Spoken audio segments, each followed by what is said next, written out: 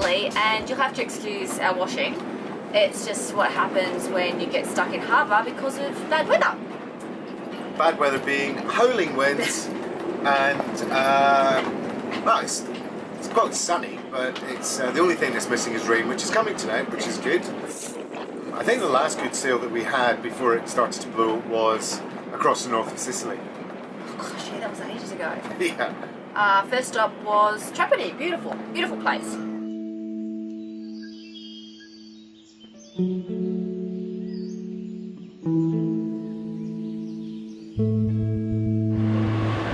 Feels like we're going skiing, but we're not. We're going to the top of the mountain Erice, which is just above Trapani. Fabulous little town up there, which is mentioned in Virgil's Aeneid. So let's get a little bit of history and a bit of culture.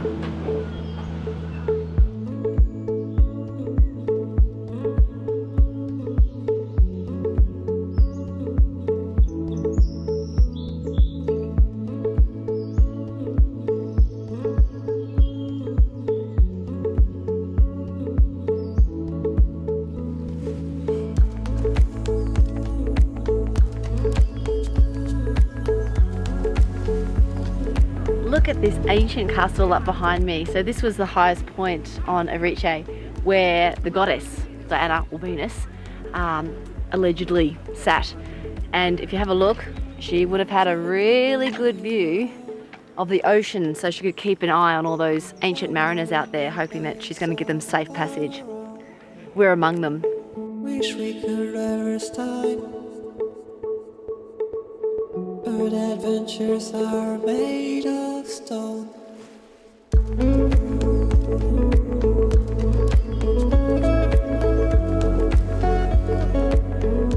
The other thing this lovely little village is famous for is cannoli.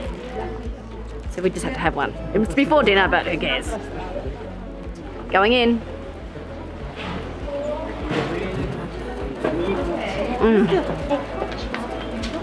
We were going to share this.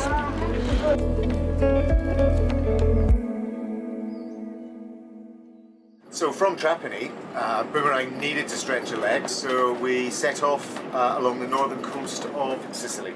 The plan was one anchorage per day all the way to a place called Cefalù.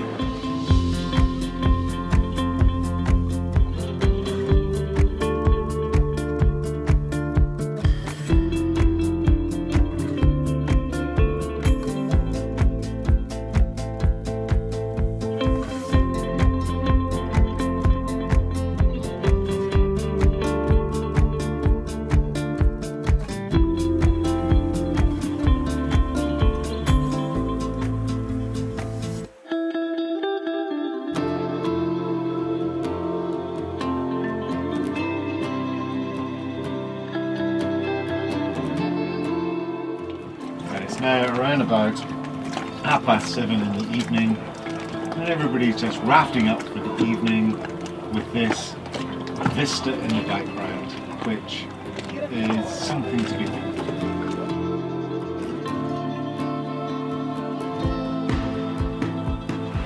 Diesel engines like to be run, and if you just do them at 1500 revs the whole time, the pistons only go up to a certain point.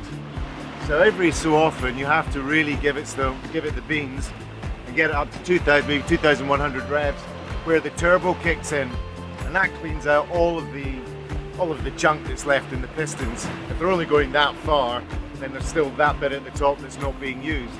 So what I'm doing now is just running it quite hard for a minute or two, just so that we can clear out the stuff in the engine.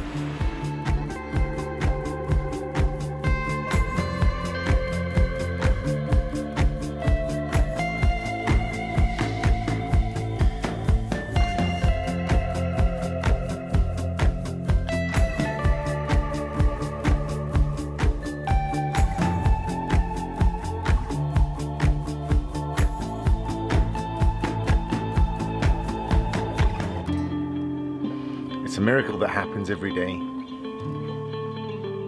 but you never get tired of it.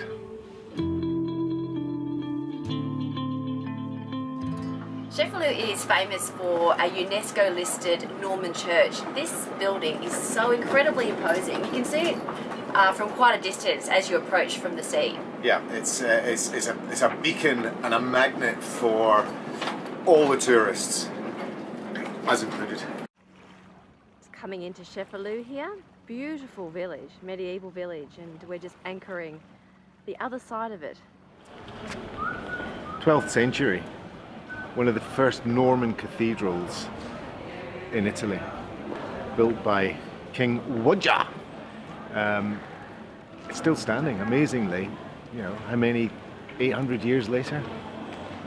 It's not the prettiest of cathedrals, and Normans weren't known for being, you know, flamboyant in their architecture, but it's still fairly imposing and impressive that even after 800 years it's still standing and still looks in fairly good condition. We didn't spend that long in Snafu simply because there were so many people there. Lots to see, you know, there's medieval streets and wash houses, and but not much room on the beach. No. There aren't that many beaches in Sicily, but those ones that there are completely packed.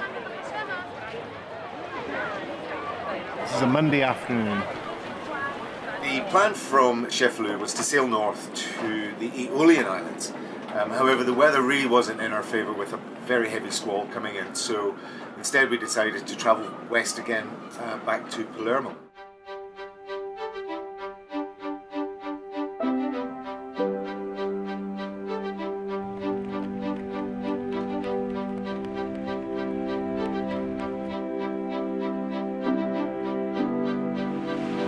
Two things that Palermo is famous for. One, it was the most invaded or sacked city in the whole of Europe in history.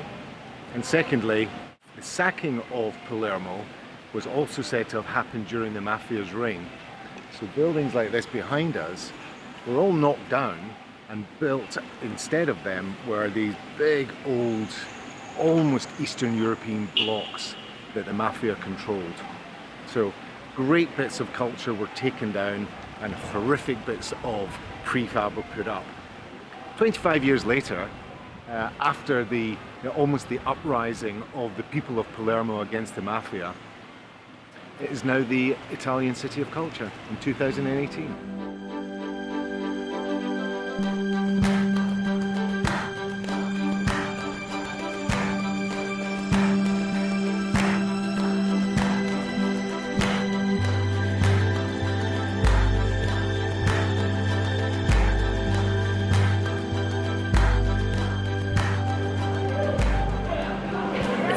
When you see all these people walking along or walking around, that back in the mid-1990s, during the height of the Mafia wars, this was just a no-go zone once the sun started to go down. Just way too dangerous for people to be out and about.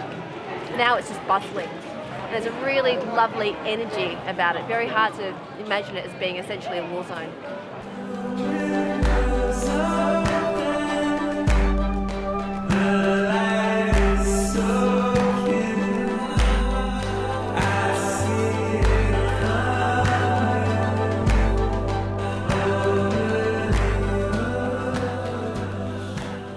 Come to the outer suburbs of Palermo, to what looks like a fairly innocuous part of town. But here on the 19th of July 1992, a very significant event happened. The Chief Justice Magistrate, whose name was Paolo Borsellino, who was investigating the Cosa Nostra, he was bombed here and blown up whilst he was visiting his mother. 100 kilos of TNT blew him up. 5 carabinieri were killed with him. And a week later, there were 7,000 troops on the streets around Palermo. The significant part is that the people of Palermo also had said, we've had enough. And there was a huge uprising with regard to people's view of the Mafia. And it was the first time anybody really stepped up and said, no, we're not having any more of this. So whilst Paolo, unfortunately for him, didn't carry on his cause, this was a very significant part and a very, very good turning point for the people of Palermo and Sicily in general.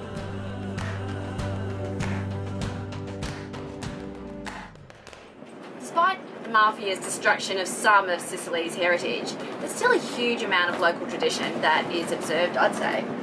Bell ringing. Castellamare del Golfo. That guy. Busiest man on the planet ringing that bell. He must have 4 hours like Popeye. What we hadn't realised was it was the town's annual patron saint celebration. So, which basically meant 3 days of absolute racket.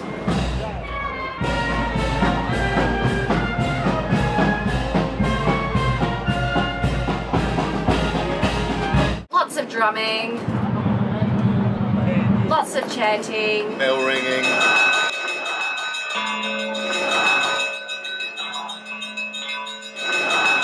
So the drumming, the chanting, the bell ringing went on for hours and hours. We kind of got a bit bored with it, so we buggered off back to the boat. Yeah. And then they followed us. What's going on, Dal? Pretty much every boat that's in the marina has come out. It's Sunday night, 9:10.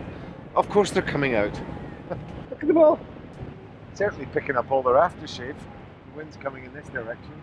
At that point, we were starting to regret our anchorage, our choice of anchorage. We were the only boat there.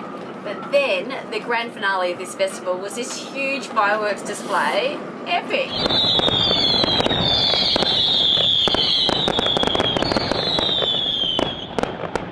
Clearly God was watching as well. As he was looking down going, no fellas, that's not how you do a firework display. Let me show you what I can do.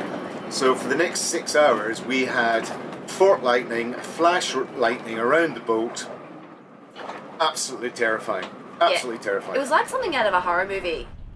So we're both up on deck at the moment because there's a lot of lightning around in the water. There's a bit of wind and we're concerned about any gusts of wind that might loosen the anchor.